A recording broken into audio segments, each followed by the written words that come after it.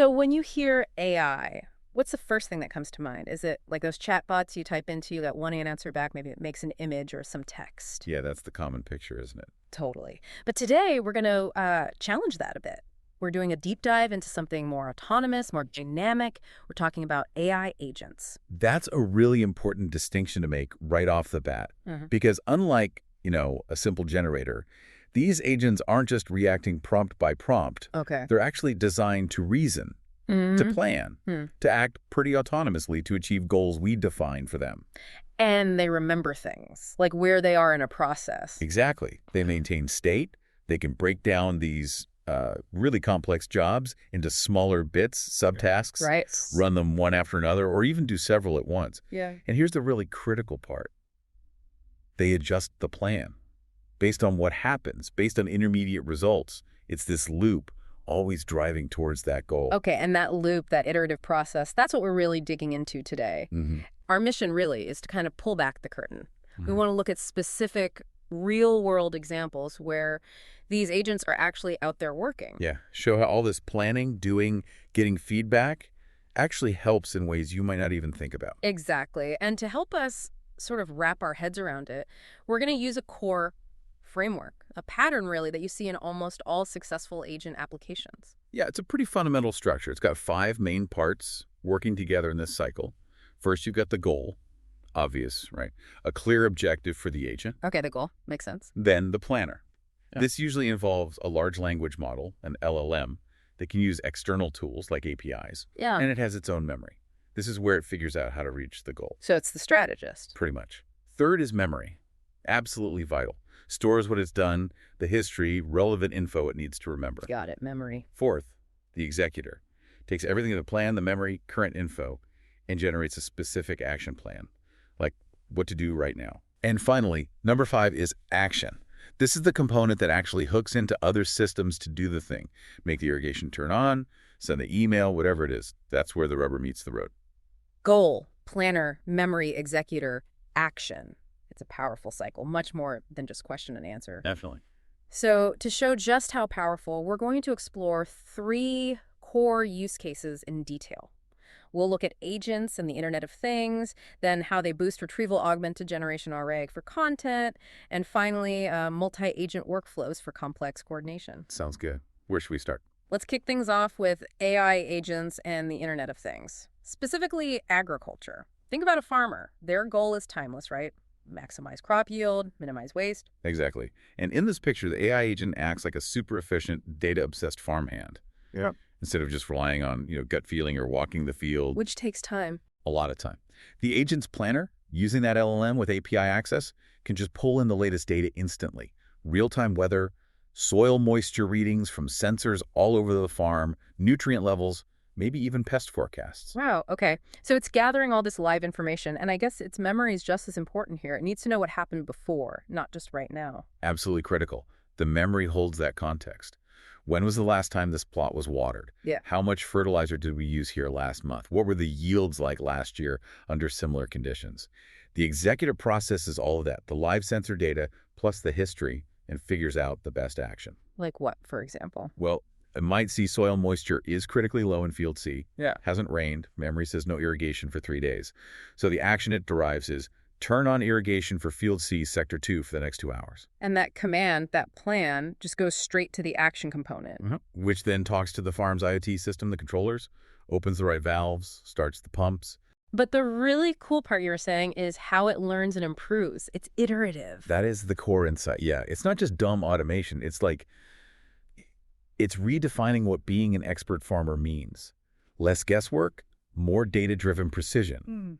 The agent constantly updates its plan based on new sensor data, a sudden rain shower, a heat wave, but even more. It learns from the results. Did the crops grow better with that watering schedule? It adjusts its future decisions based on that feedback, getting better and better at using resources efficiently. Like a hyper-focused agronomist watching every single plant. And that affects all of us, right? Even if we're nowhere near a farm, because it's making food production smarter, more sustainable. That's a big deal. Huge implications. Okay, so we've seen agents optimizing physical stuff like farming. But what about information? Let's pivot now from crops to content. Agents are also making waves there, especially with something called Retrieval Augmented Generation, or RAGE. We've all played with generative AI. It writes pretty human-like text. But sometimes it feels a bit shallow. Or the information's out of date. It can even just make stuff up. That's the common criticism, yeah. Hallucinations or just generic fluff. But this is where an agent approach really levels things up. Let's say the goal is, write a solid blog post about solar energy benefits aimed at students. Okay. A simple generative model might give you something okay-ish based on its training data, but the agent plans the content, actively goes out and gathers relevant current information, and then it refines the output iteratively. It holds itself to a higher standard. That sounds much more robust. So the planner in this scenario, how does it know what to look for? Is it just Googling? It's smarter than that. The planner uses its tool access strategically. It's set up to look for specific things, current solar stats from, say, government energy reports, recent case studies from research groups, maybe even relevant academic papers.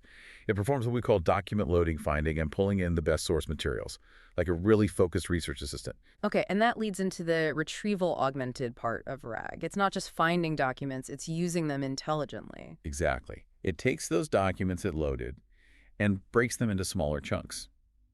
Then these chunks get embedded into a vector database. Think of that as the agent's specialized, super-organized memory just for this task. Okay. So when the executor starts writing, say, the section on economic benefits, it doesn't just rely on the LLM's general knowledge, which might be months or years old. Yeah. Instead, it retrieves the most relevant facts from that fresh vector store it just created, like pulling up the latest cost per kilowatt numbers from that government report it ingested. That's clever. So it ensures accuracy and timeliness. The action component then writes the post using those facts, tailoring the language for students. And you said iterative, so it checks its own work. Pretty much. It's designed to self-critique. It might generate a draft and then ask itself things like, is this section really backed up by the data I found? Or is this tone right for students? Yeah. If it finds weaknesses, it loops back. Maybe it needs to search for more specific data, retrieve different chunks, or just tweak the writing style.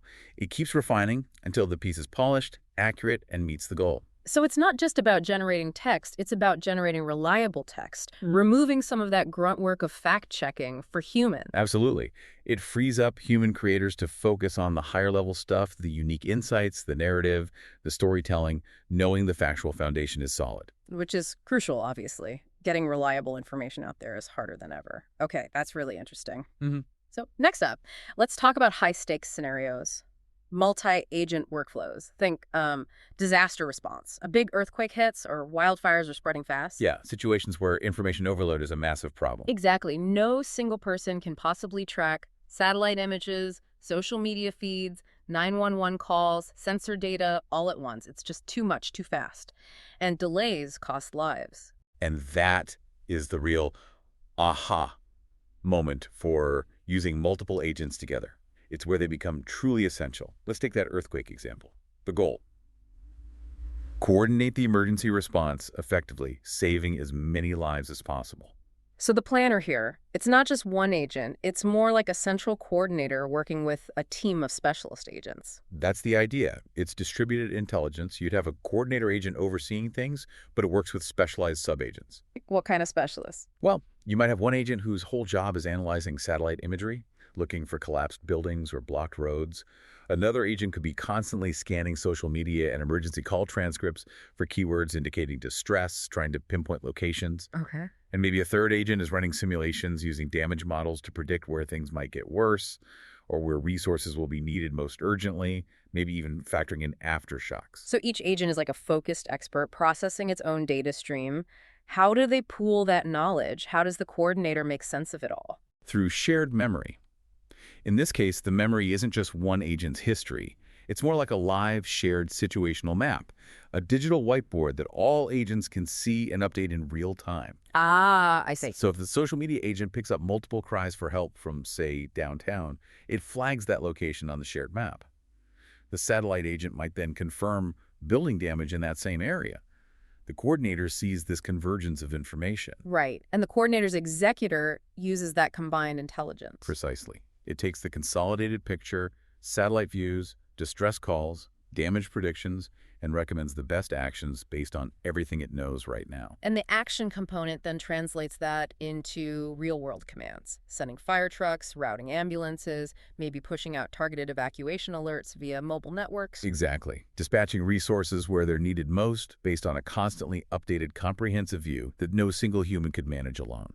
The big takeaway here seems to be speed and the ability to synthesize massive amounts of data from different sources, right? Absolutely. It's about parallel processing of information, different agents tackling different data streams simultaneously. That enables a level of real-time coordination that can genuinely save lives in critical situations. It's augmenting human capabilities when it matters most. Incredible potential there. Okay, so we promised a glimpse of 10 use cases. We've done a deep dive on 3 really compelling ones. Let's maybe rapid fire through the other 7 just to show the sheer breadth of where this framework applies. Sounds good. Let's do it. So think about banking and finance.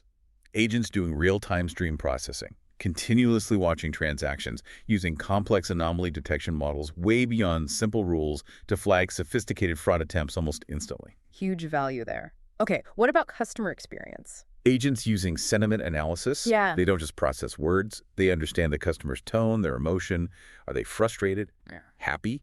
The agent can adjust its response accordingly, maybe escalate faster or offer more empathy. More personalized service. Healthcare, you mentioned coordination there too. Yeah, another multi-agent example.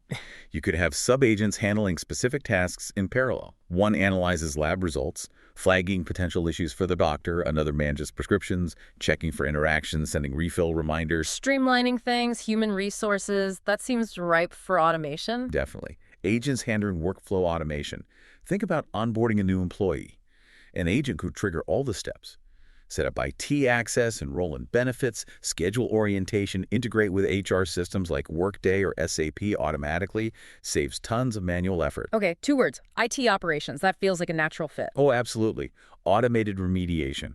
Agents parsing thousands, maybe millions of system alerts. They don't just flag problems. They use analysis to find the root cause, and then can even execute pre-approved scripts to fix the issue, often before a human even sees the alert. Keeping systems running smoothly. Supply chain. Predictive analytics on steroids. Agents forecasting demand, not just on past sales, but integrating real-time market shifts, weather forecasts affecting logistics, even geopolitical events, leading to much smarter inventory management. And finally, transportation. We see some of this already, right? Yeah, it's a great example of dynamic replanning. Delivery networks, ride-sharing platforms. Agents constantly recalculating the optimal routes based on live traffic, accidents, new pickups or drop-offs, always optimizing for efficiency. Wow. Okay, so that's 7 more examples, all pretty different industries, different problems. I know it's the pattern, right? Yeah, absolutely. Every single one, from farming to finance to HR, follows that same core framework. Define the goal, use a planner, often an LLM with tools, rely on memory, have an executor figure out the next step, and then an action component to actually do it. It's this iterative cycle driving everything. That's the unifying thread. It shows how versatile this agent concept really is. So to wrap things up, it's clear these AI agents are much more than just, fancy chatbots. Far more. They're autonomous systems, capable of tackling complex tasks, reasoning, planning, learning, and acting in the real world. We've seen them optimizing farms, creating really accurate content, coordinating disaster relief, streamlining all sorts of business operations. The impact is already being felt across many sectors. It really feels like we're moving beyond just conversational AI into AI that does things, meaningful things. It's not just about speed. It's enabling completely new ways to solve challenging problems. Agreed. And that kind of leads to a final thought, maybe something for you, our listeners, to ponder. Yeah. Given this framework we've discussed, goal, planner, memory, executor, action, think about your own world, your job, your industry, maybe even just daily life stuff. What complex, iterative challenges could you imagine an AI agent tackling?